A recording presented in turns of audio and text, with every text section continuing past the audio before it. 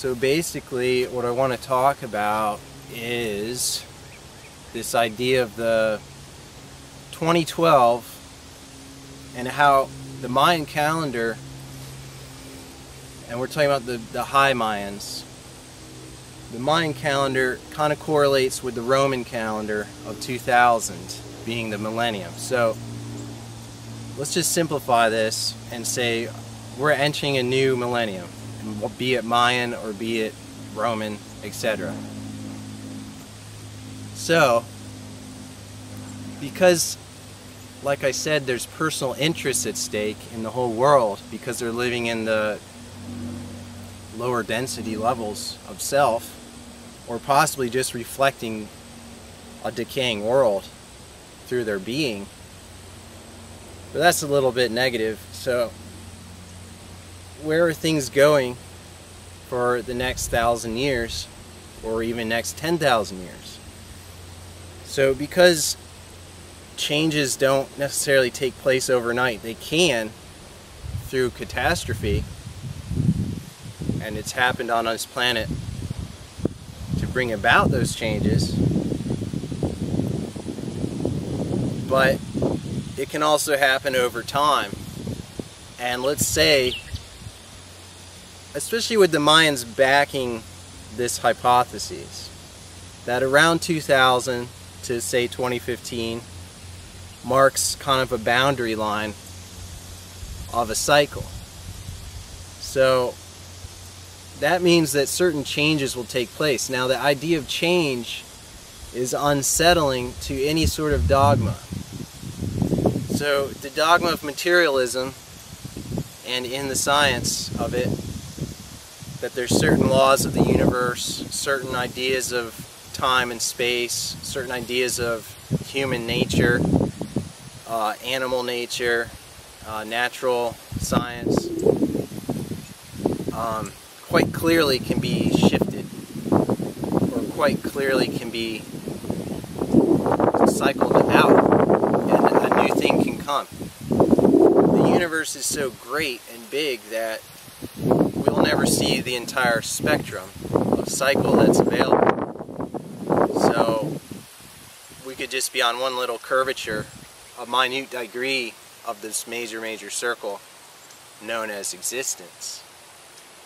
So the mode and thought and reality of human beings can be going through a slow yet also drastic sort of evolutionary or de-evolutionary, or neither of those, kind of change in the next thousands and thousands of years that began around this time. And that's kind of clear. So whether it marks the end of a civilization, or whether it marks the end of a certain pattern of thought, or whether it marks the end of certain types of sexuality, certain types of reproducive qualities, reproduction, that very well may be the case. What people are into and interested in may very drastically have no relative bearing on the past. And so what we're going to see is, and thanks to divine magic, less restrictions on pagans, because I'm not necessarily a pagan, but the idea of pagan things and spirits and beliefs is not something that's going to be as easily constricted, because it's not just the past, it's also the future. So as we get closer to this future, we have to decide for our inner being, our inner self, how to cultivate an existence within us that's not affected by the exterior realities or illusions. Little r reality is external. And this has always been the case. That doesn't mean bad things can't happen, or accidents don't happen or something. But they don't have to happen.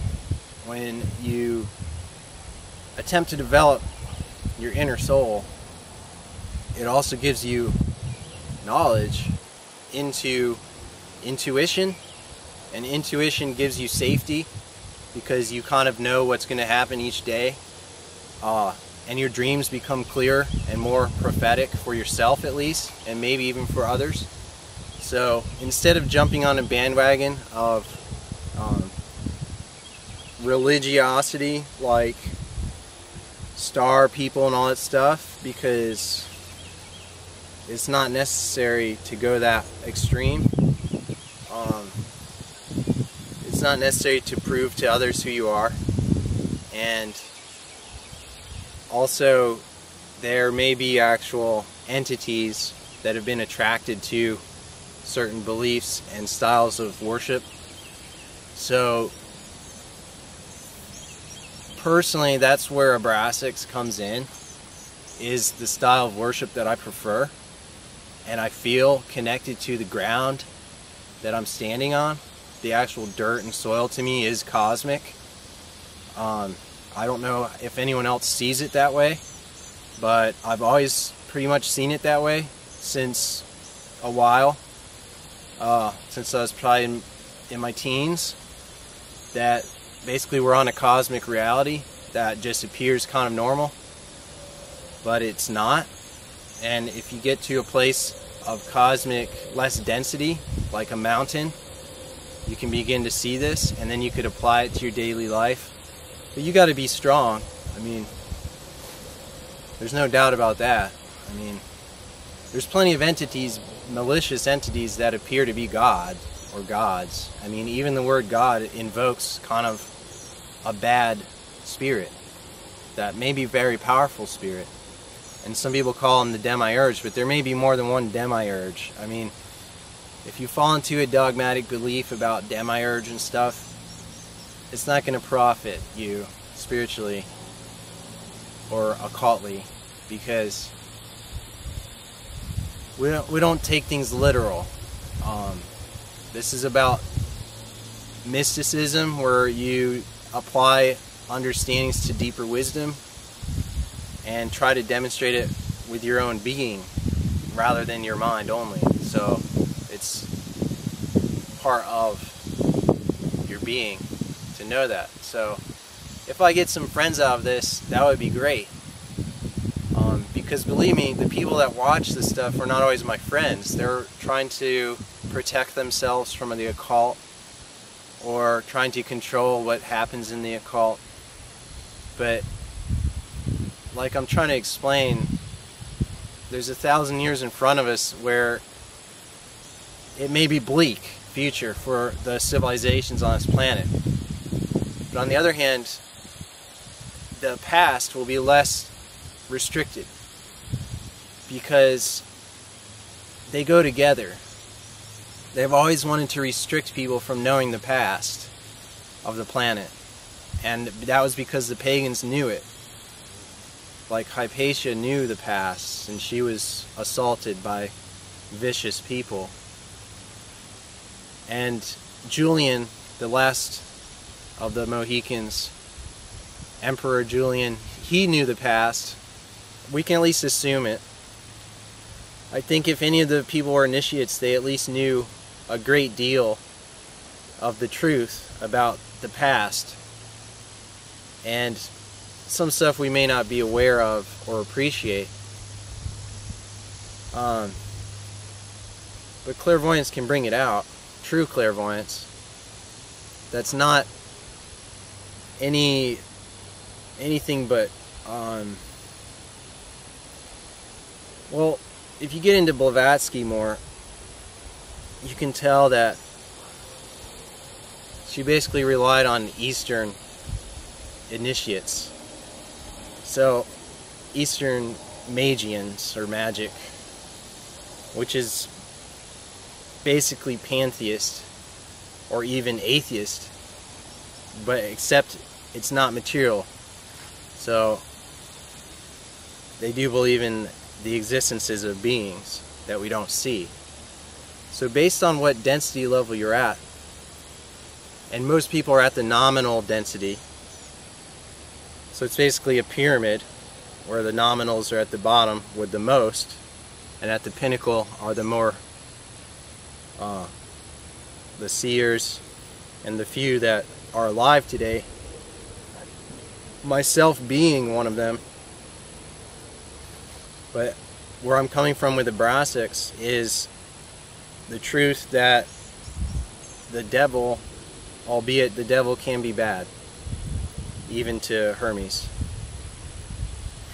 according to the tarot. But the idea of a Satan, or we've worked through this millions of times,